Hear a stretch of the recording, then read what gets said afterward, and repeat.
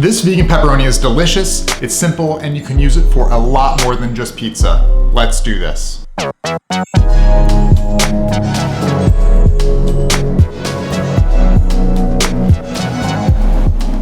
Alright, look, we all love pepperoni. It's fatty, it's salty, it's spicy, and it's just one of those flavors that gets seared into your brain. But don't worry, I'm here to tell you, you can still have this, but without the animal. This pepperoni was inspired by a recipe in the cookbook Seitan and Beyond by the Gentle Chef. It's a Bible for plant-based meats, and I highly recommend it. I've linked it below. But enough talking, let's cook. Preheat your oven to 325 to a big old bowl. Add 1 cup vital wheat gluten, 1 tablespoon onion powder, and 1 teaspoon fennel seeds. Set aside and let's prepare our wet ingredients. Grab a blender and add 1 teaspoon of ground mustard and 2 teaspoons of the following: crushed red pepper flakes, sugar, paprika, fennel seeds, and apple cider vinegar. Finally, add ½ cup of cool water, 2 tablespoons soy sauce and tomato paste, 1 tablespoon liquid smoke to give it that 3 tablespoons veggie oil. I used avocado oil here, but I think others would work just fine.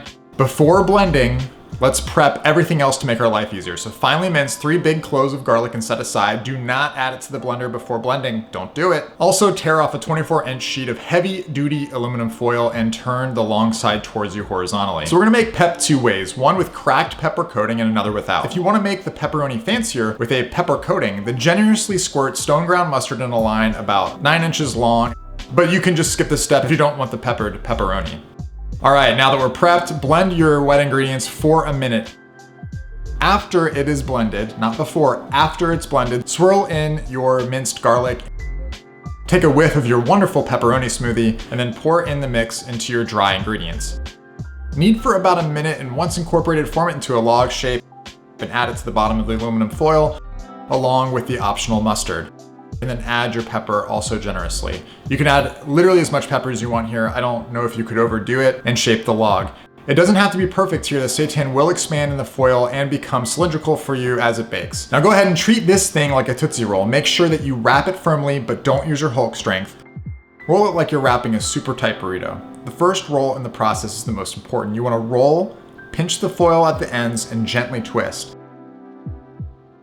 Done right, this will help create smooth round edges for the pep. Once that first step is done, keep rolling and pinching all the way to the end. Once completely rolled, twist the ends from the outside in, being careful not to tear the foil at the base of the sausage. If you do have little micro tears, I personally think that's fine. I think if a little steam comes off, it's not the end of the world. But you don't want them to be too big because that will actually dehydrate the entire thing. Wrap it again in another piece. It might seem like a lot, but it is better than it exploding and wasting the foil and the product. It also helps trap the steam if some comes off. Place in the oven directly on the rack for 1 hour and 30 minutes. Once done, let it cool, and then put it in the fridge to develop more texture overnight. But listen, if you're hungry and you need to dig in, I'm not gonna judge. If you're gonna put it on pizza, make sure that you coat it in oil first. There isn't a ton of fat in this compared to the animal-based counterparts, so you'll need to supplement that with a quick coat of oil. Remember, it's supposed to be greasy.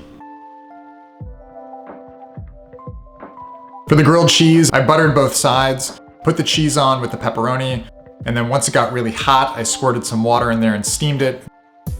That's just a little trick in order for the cheese to melt. And there you go, you got your grilled cheese.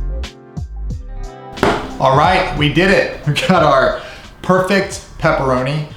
What's really cool about this is that the garlic that we added after we blended the ingredients is now little flavor specks in the pepperoni, kind of giving that real feel. All right, let's give it a shot. So you get the notes of the spice, the fennel seeds, the saltiness. Hot take here, I honestly think this is better than the animal counterpart because you don't have all the greasiness, but you get all the flavor. So now let's try the pepper one. This is so good. The peppered one is better, right? We took the extra step, we added the mustard, we added the pepper. It all cooked together. It added some moisture to the outside of the peppered one. If you like pepper, if you like mustard, put it on there. Totally worth it. A little bit of extra effort to make that happen. So this pepperoni is really versatile. I don't want you to just think of it on pizza, but it does go really well on pizza. Remember, we had to dab pepperoni with oil before we put it in the oven to make sure it doesn't dry out. So let's give this a shot. Because we put the oil on there, it actually fried up the pepperonis a little bit. So you get even more of that flavor come through, which is exactly what you want. All right, grilled pepperoni and cheese. Holy shit. Wow. I'm not gonna lie here, I'm not big into hyperbole. This is the best grilled cheese I've ever had. The pepperoni adds a whole texture to the sandwich and a heat and a smokiness. It's just perfect. This is so good, I'm just gonna go ahead and eat it now. Peace. So there you have it, vegan pepperoni. Eat it on its own, put it on a sandwich, cut it up, put it in salads. The world is yours. How's that for a pep talk? So one thing I want to reiterate is how simple this recipe is. The hardest part is just getting together the ingredients. Then once you have them all together, you take your dry, you take your wet, you mix them, put it into a dough, and you cook it. It's really simple, and it's just one thing I want to get across. Please get in the kitchen and make this. This recipe has been a staple in my family for years because of how simple it is to make and how versatile it is. So if you enjoyed this video and you want to support the channel, give it a like and a subscribe. It really helps out a lot. I appreciate you doing that. And until next time, be nice to each other and keep cooking. The